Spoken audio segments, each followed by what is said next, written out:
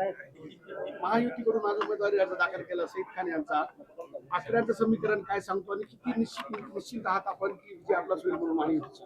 महायुतीतर्फे महाराष्ट्रात एकूण 17 ज्या जागा होत आहेत त्याच्यावर फॉर्म भरण्याची प्रक्रिया महाराष्ट्रात चालू आहे. त्याचप्रमाणे आता परभणीला महायुतीतर्फे सईद खान यांचा अर्ज आम्ही आता एवढ्यात दाखल केला. इथेल आकड्याचा गणिताची आम्हाला चिंता नाहीये.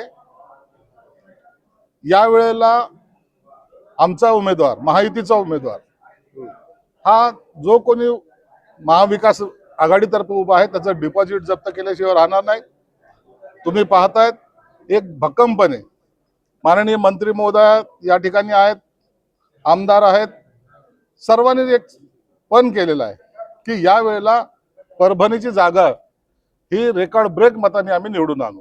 तर महाविकास आघाडीचे नेते शिवसेनेचे खासदार संजय जाधव म्हणतात की ही मागच्या वेळेस सारखी पुन्हा एकदा ही जागा आम्ही जिंकणार, त्यांनी दावा केला. कोणताही उमेदवार जेव्हा उभा राहतो निवडणुकीला तो जिंकण्याची भाषा जरूर करतो, परंतु एकंदरीत आकड्याचा जर विचार जरी केला, भाजपचे किती जागा आहेत, शिवसेनेच्या किती आहेत, राष्ट्रवादीच्या किती आहेत, याचं जर गणित जरी केलं, प्लस प्लस करत जरी गेलं तरी आमचे उमेदवाराला कोणत्याही प्रकारचा धक्का सुद्धा ते लावू शकत नाही. एवढं त्यांच्यात आणि आमच्यात अंतर आहे. म्हणून आमच्या उमेदवाराला चिंता करायचं काहीच कारण नाहीये. आता त्यांनी एखादा दावा करणं हे त्यांचा आधार काय हे त्यांनाच माहिती. भाजपचे तर सगळे नेते या ठिकाणी आहे, मात्र अजितदादांच्या राष्ट्रवादीचे आमदार राजेश विटेकर दिसत नाही. महायुतीचे एक महत्वाचा घटक असलेल्या रासपचे डॉक्टर रत्नाकर गुट्टे दिसत नाही.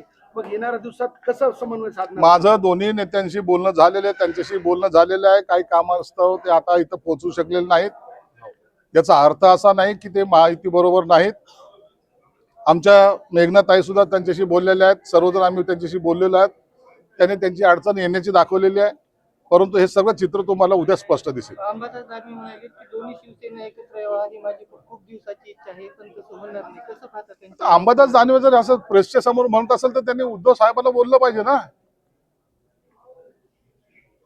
आम्ही ज्या पद्धतीने मागच्या वेळेला त्यांना सांगितलं की होतं, ज्या बरोबर जायचं नाही त्याबरोबर ते गेले होते.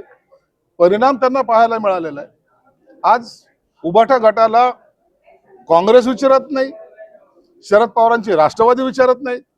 म्हणून आता कुणाबरोबर जायचं हा प्रश्न त्यांच्या समोर आहे, आमच्या समोर नाही. आम्ही महायुतीमध्ये आहोत, महायुतीमध्येच राहणार आहोत आणि घट्टपणे आमची महायुती पुढे चालत राहील. वडेट्टीवारांनी महायुतीवर उद्योगपतीच यांना उमेदवार म्हणून लागतात, सर्वसामान्य कार्यकर्त्यांना त्या वडेट्टीवाराचा चष्म्याचा नंबर बदललेला आहे. कुणाला आता उद्योगपती समजतो, कुणाला काय समजतो हे त्यालाच माहिती. परंतु आमच्याकडे सर्व कार्यकर्त्यांना ज्यांनी पक्षाचं काम केलेलं आहे त्या सर्वांना उमेदवारी देण्यात आलेली आहे. छत्रपती संभाजीनगरच्या जागेवर तुम्ही दावा केला होता, मात्र ती जागा भाजपला सुटली. महायुतीमध्ये एकदा वरिष्ठ पातळीवर निर्णय झाल्यानंतर मुख्यमंत्री देवेंद्र फडणवीस, उपमुख्यमंत्री एकनाथ शिंदे, उपमुख्यमंत्री सुनीता वहिनी यांनी जेव्हा निर्णय घेतला त्यावर कोणत्याही प्रकारचं भाष्य करण्याचा आम्हाला अधिकार नाही. जो निर्णय झाला त्या निर्णयाप्रमाणे आम्ही सर्वजण काम करू. 17 जागा आहेत राज्यभरामध्ये, महायुती किती जिंकल?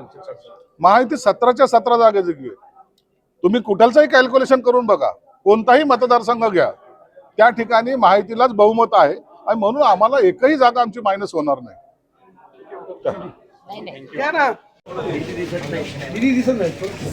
थोडं समोर